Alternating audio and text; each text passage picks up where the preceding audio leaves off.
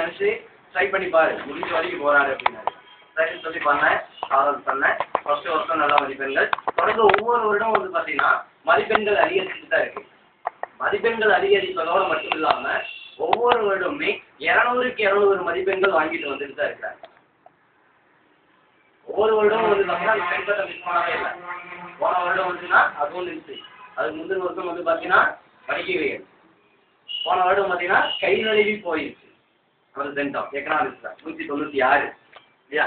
So அது மாதிரி வந்து பார்த்தீங்கன்னா அந்த வாங்கக்கூடிய ஒவ்வொரு மதிப்பெண்கள் தான் வந்து பார்த்தீங்கன்னா என்னுடைய கல்வி பணிக்கு வந்து ஊக்கமூட்டக்கூடிய விதத்தில் இருக்கு. ஸோ என்னுடைய கல்வி பணி இன்னும் வந்து ஒரு உத்வேகமாக இருக்கணும் அப்படின்னு நீங்கள் விரும்புனீங்கன்னா உங்களுடைய மதிப்பெண்கள் வந்து அதிகமாக உயர்த்தி கொடுக்கணும். அப்படி உயர்த்தி கொடுக்கும்போது தான் எனக்கு வந்து இன்னும் வந்து பார்த்தீங்கன்னா ஒரு தன்னம்பிக்கை ஏற்பட்டு இன்னும் நிறைய விஷயங்களை நம்ம சொல்லிக் கொடுக்கணும். பார்க்கும்போது ப்ரைவேட்டை விட ரெகுலர் வந்து பார்த்தீங்கன்னா அதிகமான மார்க் வாங்குவாங்க, நிறைய விஷயங்கள் அவங்களுக்கு தெரிஞ்சிருக்கும் அப்படிங்கக்கூடிய விதத்தில் தான் நினைக்கிறாங்க.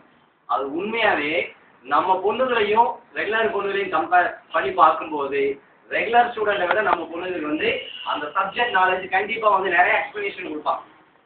ஸோ காரணம் வந்து நீங்கள் தனித்தேர்வர்கள் தான். உங்களுக்கு ஒரு வாய்ப்பு வந்து படிக்கக்கூடிய சூழ்நிலை இல்லாமல் போயிடுச்சு, அவ்வளோதான். ஸோ அப்படி நினச்சிக்கங்க. ஃபஸ்ட்டு வந்து பார்த்தீங்கன்னா நம்மளுடைய மனதில் நேர்மாறான எண்ணங்களை 2 தவளைகள் இருக்கு. அந்த 2 தவளைகள் வந்து பார்த்தீங்கன்னா தயிர் பானை ஒன்று இருக்கு. அந்த தயிர் பானையில் தவறி 2 தவளைகள் வந்து விழுந்துருது. விழுந்த உடனே ஒரு தவளை என்ன சொல்லுது அப்படின்னா, நம்மளுடைய லைஃப் முடிஞ்சு போயிடுச்சு, இனி நாம வந்து மேலே வெளியேறி வர முடியாது, நம்மளுடைய லைஃப் முடிஞ்சு போச்சு அப்படின்ட்டு இன்னொரு தவளை கிட்ட சொல்லிட்டு அப்படியே மிதக்க ஆரம்பிக்குது. இந்த தவளை என்ன ஆகுது? இன்னொரு தவளை சரி நம்மளால முடியும்னு நினைச்சு நம்ம போராடி பார்க்கலாம் அப்படின்னு நினைச்சிட்டு போராடிட்டு இருக்கு. அந்த தவளை என்ன ஆயிடுச்சு? நம்ம லைஃப் முடிஞ்சிருச்சு, நாம மேலே ஏறி போக முடியாது, நாம இறக்கக்கூடிய தருவாயில வந்துட்டோம் அப்படின்னு ஃபர்ஸ்ட் தவளை நினைக்குது. 2வது தவளை இல்லை நாமளாலே முயற்சி எடுத்து பார்க்கலாமே அப்படின்னு சொல்லி அந்த ஃபர்ஸ்ட் தவளை கிட்ட சொல்லுது. இந்த 2 தவளைகளும் அப்படியே அந்த தவளை ஃபர்ஸ்ட் தவளை அப்படியே மிதக்க ஆரம்பிக்குது. சொல்லிடுச்சு ஃபர்ஸ்ட் முடியாதுன்ட்டு. ஆனால் அந்த தவளை முடியும் அப்படின்னு நினைச்சு போராடலாமே அப்படின்னு சொல்லி அந்த தவளை கிட்ட சொல்லுது. போராடுறாங்க. அந்த ஃபர்ஸ்ட் தவளை சொல்லுது, ஏன்டா உன்னுடைய உடலை வருத்திக்கிட்டு உன்னுடைய உள்ளத்தை வருத்திட்டு கஷ்டப்படுற, நம்மளால தான் மேலே போக முடியாது இல்லை, ஏன் வந்து முயற்சி எடுக்கிற, வேண்டாம் விட்டு அப்படின்னு சொல்லிட்டு அந்த தவளை என்ன ஆயிடுச்சு?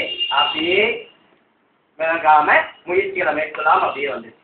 இந்த தவளை 2வது தவளை என்ன பண்ணுதுன்னா, நம்மளால முடியும் அப்படின்னு நினைக்கக்கூடிய அந்த ஒரு விடாமுயற்சியோட நம்ம மறுபடியும் முயற்சி எடுக்கலாமே அப்படின்ட்டு முயற்சிகளை மேற்கொள்ளுது. முயற்சிகள் எடுக்கும்போது பார்த்தீங்கன்னா அந்த முயற்சிகள் எடுக்க அந்த தயிர் என்ன ஆயிடுச்சு? வெண்ணையா மாறி.